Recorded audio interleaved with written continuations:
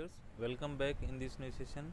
आज हम जो पीएचई लैब है उसके अंदर पीएचई लैब के अंदर जो है कैसे केमिकल ऑक्सीजन डिमांड है वो वाटर की निकालते हैं, इसके बारे में स्टडी करेंगे कि किस प्रकार है हम सबसे पहले जो केमिकल चीज़ है कि ऑक्सीजन जो हमको है ये पता लेबोरेटरी होना के चाहिए अंदर कि निकालते केमिकल हैं। ऑक्सीजन डिमांड है वो होती क्या है। ठीक है, तो केमिकल ऑक्सीजन जो डिमांड होती है वो ऑक्सीजन की डिमांड होती है वेस्ट की।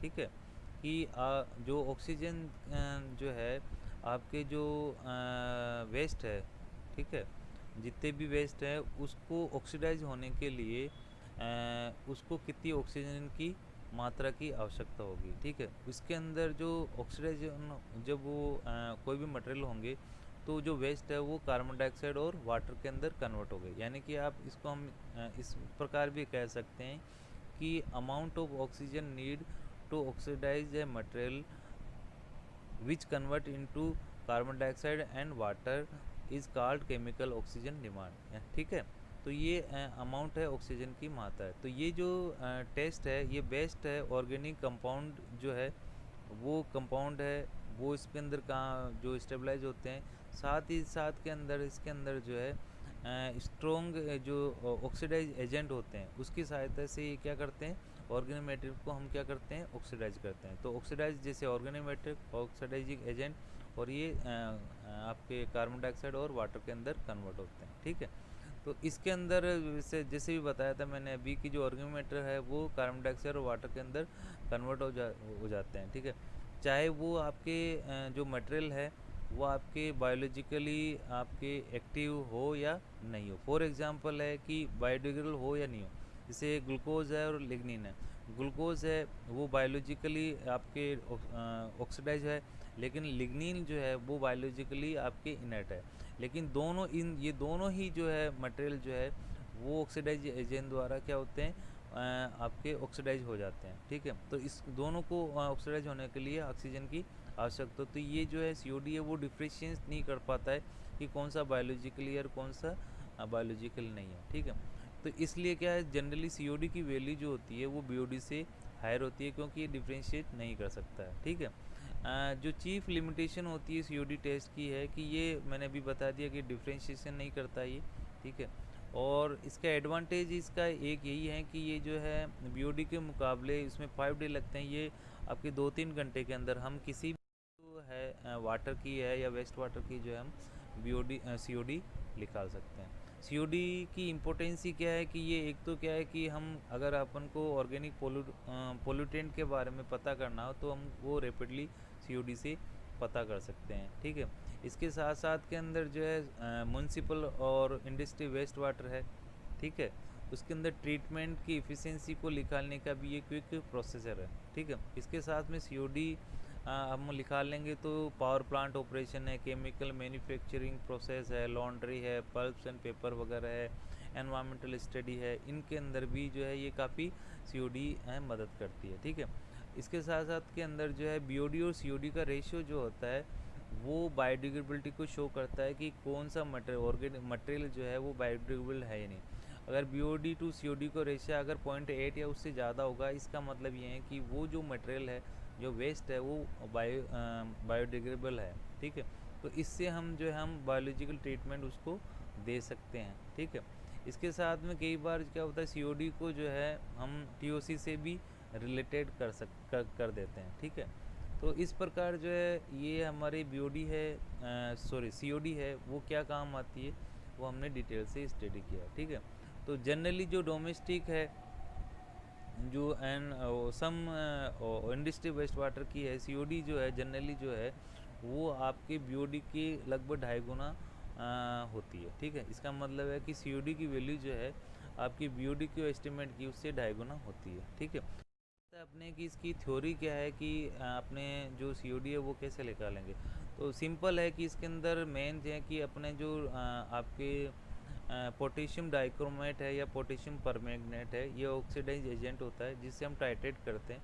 ठीक है, इसको टाइट्रेट करने के बाद के अंदर जो है हम सीओडी की वैल्यू निकालते हैं। ठीक है, हमारे केस के अंदर जो है इसके अंदर हम पोटेशियम डाइक्रोमेट का यूज़ करेंगे, पोटेशियम परमैंगनेट का यूज़ नहीं करेंगे। ठीक है, तो अभी जैसे मैंने बताया कि जो ऑर्गेनिक मटेरियल उपलब्ध होते हैं सैंपल के अंदर, हम उसको पोटेशियम डाइक्रोमेट की मदद से ऑक्साइड करेंगे सल्फ्यूरिक एसिड जो होता है उसके इस प्रेजेंस के अंदर। साथ साथ में हम जो है इसके अंदर मरकरी जो है सल्फेट मिलाएंगे और आपकी सिल्वर सल्फेट दोनों है इसके अंदर मिलाएंगे। तो जब हम इनके मिलाएंगे तो जो हमको ऑर्गेनिक मटेरियल जो है वो ऑक्सीडाइज होकर CO2 और H2 के अंदर कन्वर्ट हो जाएगा, ठीक है।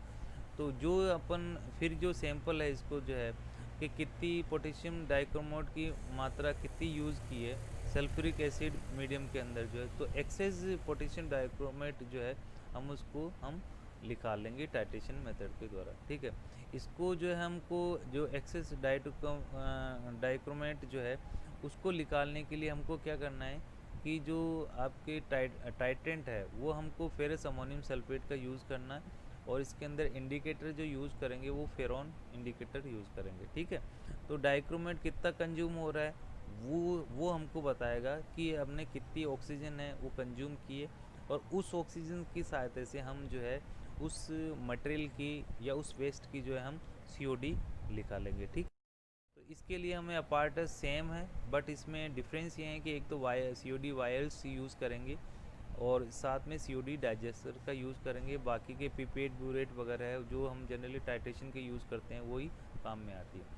केमिकल है इसके अंदर, केमिकल जैसे पोटेशियम डाइक्रोमेट है, सल्फ्यूरिक एसिड है, फेरस अमोनियम सल्फेट है, सिल्वर सल्फेट है, मर्करी सल्फेट है, फेरोन इंडिकेटर है, ये सब हम इसके अंदर काम करेंगे। तो सबसे पहले इसके अंदर प्रिकॉशन है, तो इसके अंदर जो किन किन बातों का ध्यान रखना चाहिए। फॉर एग्जांपल जो इंटरफेंसिंग का जो कार्य करते हैं, जैसे इसमें क्लोराइड है, नाइट्राइट है और ऑर्गेनिक मटेरियल है, ये क्या करते हैं कि ये इसके अंदर COD निकालने के लिए इंटरफेरेंस का काम करते हैं, यानी कि ये रिजल्ट जो है वो सही नहीं देते हैं। तो इसको हमको क्लोराइड को निकालने के लिए आपको मर्करी सल्फेट हम मिलाएंगे, नाइट्राइट को निकालने के लिए हमको क्या करना है कि इसको सल्फ्यूरिक एसिड से ट्रीटमेंट करना पड़ेगा और पोटेशियम डाइक्रोमेट इसके अंदर मिलाना पड़ेगा, और ट्रेस ऑर्गेनिक मटेरियल को निकालने के लिए हमको क्या करना है कि इसको डिस्टिल वाटर से प्रॉपर रूप से इसको साफ़ करना है, ठीक है, इसको धोना है। तो इस प्रकार इन चीज़ों का हमको ध्यान रखना है कि क्लोराइड है, नाइट्राइट है और ट्रेस ऑर्गेनिक मटेरियल नहीं हो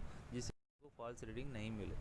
इसके बाद में रिजेंट जो है हमको बनाने हैं। रिजेंट बनाने के लिए सबसे पहला जो रिजेंट है वो डाइजेशन सॉल्यूशन है, जिसको कि हम पोटेशियम डाइक्रोमेट रिजेंट भी बोलते हैं, ठीक है। तो इसके अंदर हमको क्या करना है 4.913 ग्राम पोटेशियम डाइक्रोमेट लेना है, ठीक है। इसको ड्राई करना है 103 डिग्री सेल्सियस पे 2 से 4 घंटे तक, और फिर इसको बीकर के अंदर ट्रांसफ़र करना है।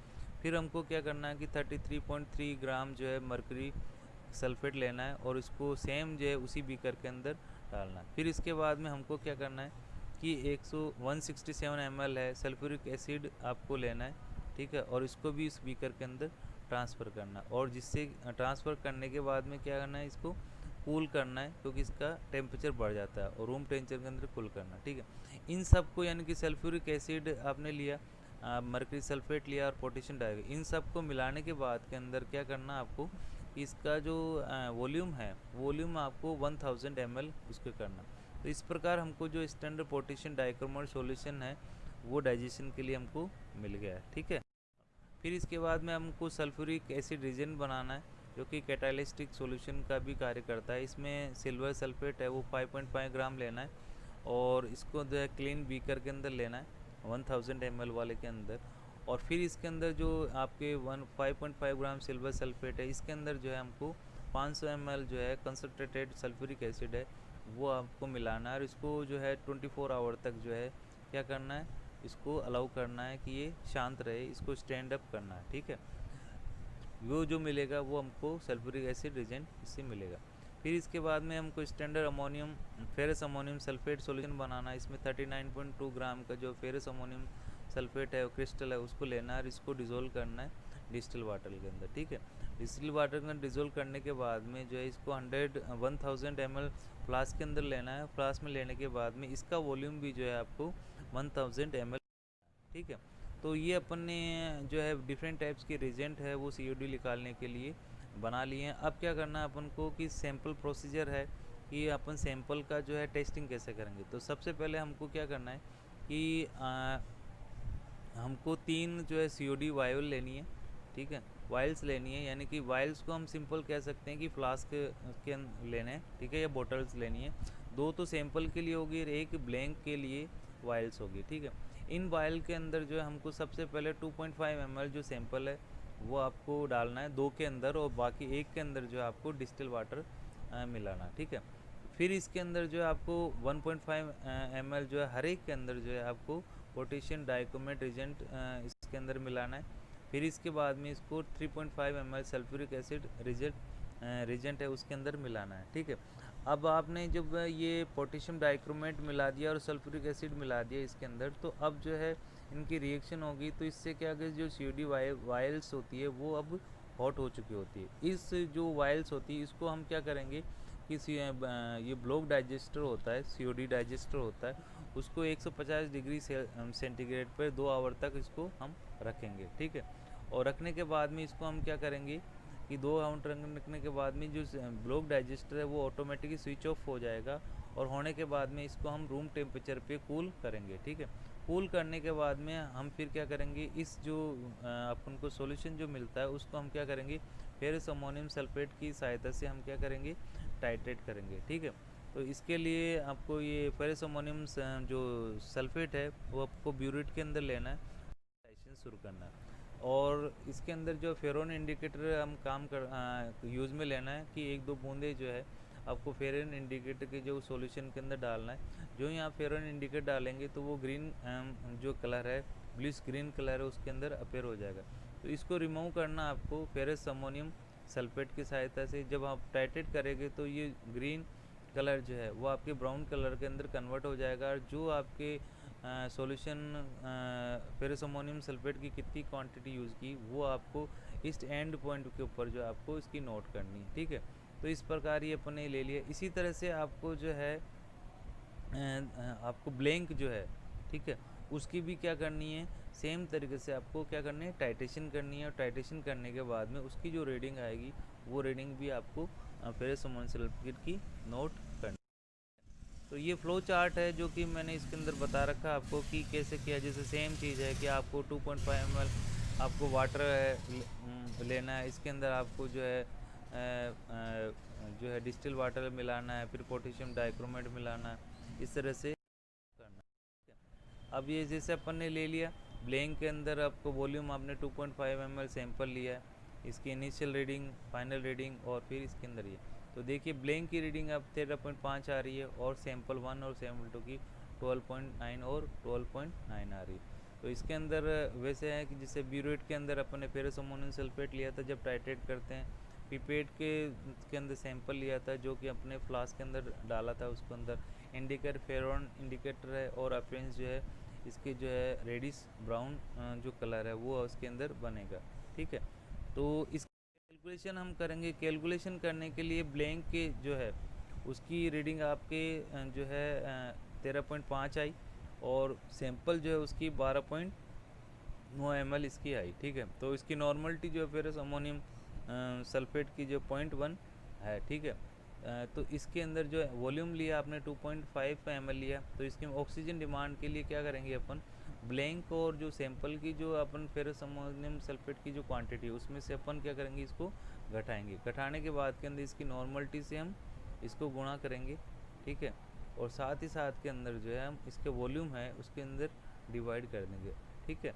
तो इस प्रकार जो अपन को ये मिला, इसकी जो है आपके जो है 192 मिलीग्राम पर लीटर जो इसकी हमको सीओडी अपन को प्राप्त होगी। तो इस प्रकार जो हम इसको सीओडी हम इसके अंदर इस प्रकार हम निकालेंगे, ठीक है। ये हम कुछ रेफरेंसेस हैं जो कि मैंने इसको बनाने के अंदर जो लिए हैं, ठीक है। जैसे कि फॉर एग्जांपल एनिटार चंडीगढ़ की है, उसकी पीएचई लैब है, ठीक है, उसके काम के अंदर लिए हैं, उस सर से लिए हैं। इसी तरह से वोकेशनल ट्रेनिंग है आंध्र प्रदेश वगैरह की, उसकी बुकलेट है वगैरह है। एस के गर्ग साहब है, बीसी पूर्णिमा रंगवाला सर है, इनकी बुक्स है। इन बुक्स को अगर आप पढ़ेंगे तो इनके लास्ट के अंदर जो है आपके बहुत सारी बुक के अंदर जो है आपके प्रैक्टिकल्स जो है उसके बारे में डिटेल से दे रखा है। तो ये जो आप जो आज लेक्चर है या लेबोरेटरी एक्सपेरिमेंट है वो हमने कोविड जो अभी इसका पीरियड चल रहा है उस पीरियड के अंदर डिप्लोमा स्टूडेंट को समझाने के लिए काम में लिया है। इसको इस दौरान है जो हम टीचिंग करने के लिए हमको ये वीडियो बनाया है। इसका कोई कॉमर्शियल यूज़ नहीं है, ठीक है, कॉमर्शियल पर्पज़ के लिए इसको हमने नहीं बनाया है, ठीक है। तो इस प्रकार जो है हम इसको करेंगे, ठीक है।